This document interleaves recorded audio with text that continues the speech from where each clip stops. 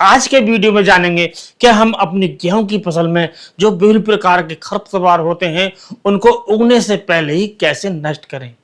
इसका मतलब है कि जो हमारे जो खरपतवार हैं हमारे खेत में उगे ही नहीं, क्योंकि जब हमारे खेत में विभिन्न प्रकार के जो खरपतवार होते हैं जब उगाते हैं और जब उन्हें हम मारने की सोचते हैं या मैन्युअली हाथ से निकालने की सोचते हैं तब तक ये बहुत बड़ा नुकसान कर चुके होते हैं।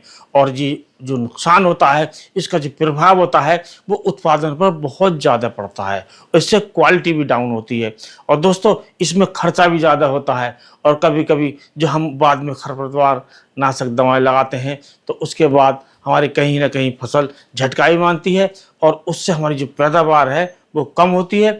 तो आज के वीडियो में हम इसी बात पर चर्चा करेंगे कि हमारी जो गेहूं की जो फसल है उससे जो हम खरपतवार नाशक प्रयोग करें वो जमने से पहले करें, अर्थात ना तो हमारा गेहूं उगा हो और ना ही हमारी जो विभिन्न प्रकार के खरपतवार हों वो ना उगें। क्योंकि जब हम गेहूं बोते हैं तो और उसमें क्यों इस प्रकार का प्री इमरजेंस खरपतवार नाशक प्रयोग नहीं करते हैं, तो गेहूं तो दोस्तों बाद में उगता है, उससे पहले विभिन्न प्रकार के जो खरपतवार इस प्रकार आ जाते हैं जैसे बिल्बुल है मेहमान। तो इनका जो नुकसान है हमें काफ़ी उठाना पड़ता है और हमारी जो फसल है खरपतवारों से प्रतिस्पर्धा करते करते थक जाती है, जिसका मुकाबला नहीं कर पाती है और हमारी फसल से जो उत्पादन मिलता है वो कम मिलता है, क्योंकि ना ही तो तने का विकास पूरा हो पाता है, ना ही पत्तियों का हो पाता है और ना ही जो हमारी फसल है ज़्यादा कल्ले दे पाती है और ना ही जो बालियाँ उसमें ठीक से विकास हो पाता है बालियों का। और कुछ बालियां तो नीचे छोटी रह जाती हैं क्योंकि कुछ पौधों का जो विकास है कम हो पाता है और जो बालियां हैं जो पौधे नीचे रह जाते हैं तो उसमें बालियां छोटी आती हैं, जिसका उत्पादन पर बहुत ज़्यादा प्रभाव पड़ता है।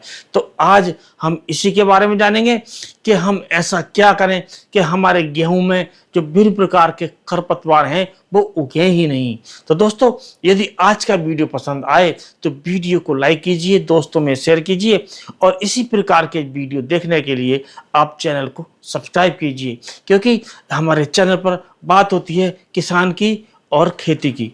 तो दोस्तों आज की जो बात है वो यही है कि हम जब गेहूं की फसल बोते हैं और उसमें विभिन्न प्रकार के जो खरपतवार उगते हैं तो उन्हें रोकना चाहिए, उगने से पहले ही हमें दवाई लगानी चाहिए।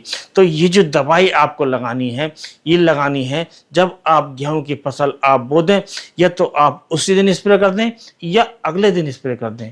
और जब स्प्रे आप इसका करेंगे तो इसमें जो विभिन्न प्रकार के जो खरपतवार उगते हैं वो उगेंगे ही नहीं, जिसका मतलब होगा तो हमारी जो फसल है उसे खरपतवारों से प्रतिस्पर्धा लड़ाई नहीं करनी पड़ेगी और हमारी फसल का जो विकास होगा वो स्वस्थ विकास होगा और पौधे का और उसका जो तने का जो विकास है वो काफ़ी अच्छा होगा, पत्तियां चौड़ी चौड़ी होंगी और जो पौधे निकलेंगे जो कल्ले नए निकलेंगे वो ज़्यादा निकलेंगे और ज़्यादा कल्ले निकलने से हमें ज़्यादा बालियाँ मिलेंगी, ज़्यादा दाने मिलेंगे, कुल मिलाकर जो पैदावार है ज़्यादा मिलेगी।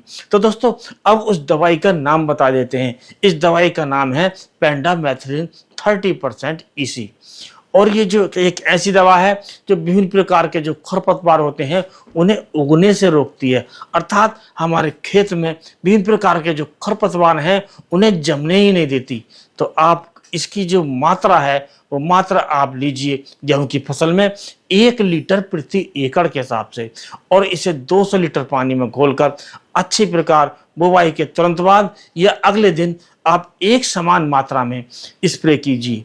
और ये जो स्प्रे है ये पीछे हटते हुए कीजिए, ताकि जो हमारी ये दवाई जो होती है ये एक मिट्टी पर एक लेयर बनाती है और जो लेयर है वो बीज को जमने से रोकती है। जो खरपतवार के बीज होते हैं और जो गेहूं के बीज हैं उन पर कोई प्रभाव नहीं पड़ता है, हमारा जो जमाव भी अच्छा होता है और फसल भी अच्छी होती है।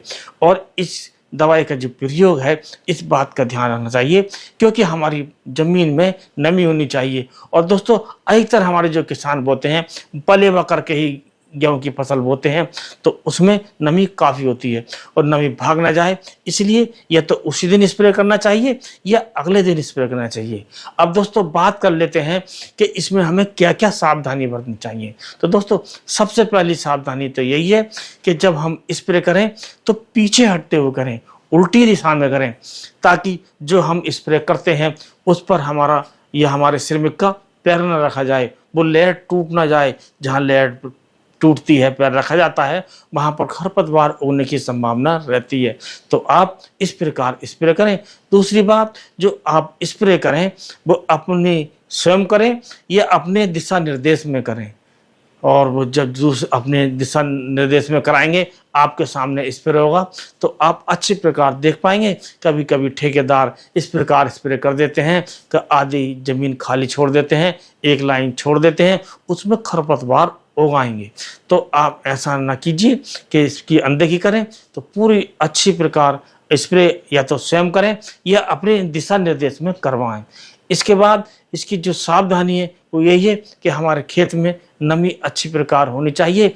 और मात्रा, अगली जो सावधानी यही है कि इसकी जो मात्रा है, ना तो हमें ज़्यादा लेनी चाहिए ना कम लेनी चाहिए।